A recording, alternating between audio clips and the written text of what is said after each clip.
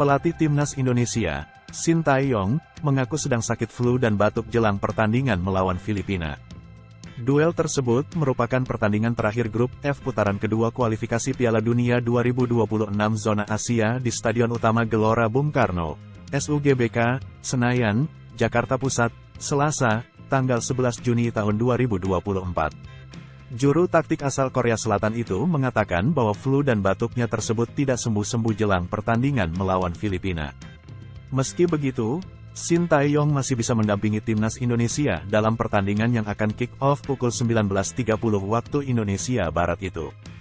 Pelatih berusia 53 tahun itu mengatakan bahwa sakit yang ia rasakan saat ini bukan faktor stres memikirkan bagaimana caranya Timnas Indonesia bisa menang atas Filipina.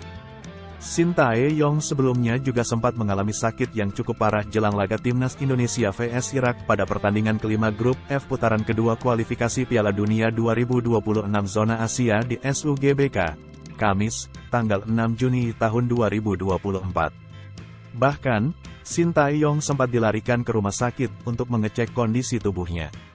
Saat ini sakitnya tidak terlalu ada, cuma flu sedikit parah. Selain itu, saya juga masih batuk.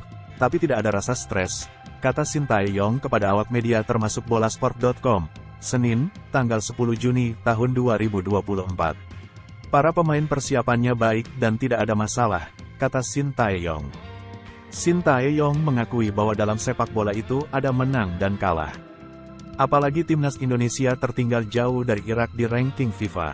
Sintayong menilai selama pertandingan kemarin, anak-anak asuhnya sudah bermain dengan baik. Dari segi kemampuan sebenarnya tidak kalah jauh. Kami pun akan mencoba meningkatkan terus. Jadi mohon dukungannya dari supporter Timnas Indonesia, kata Sintayong.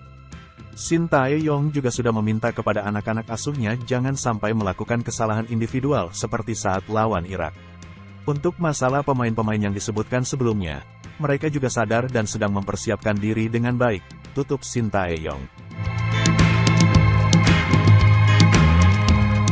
Download Tribun X sekarang, menghadirkan lokal menjadi Indonesia.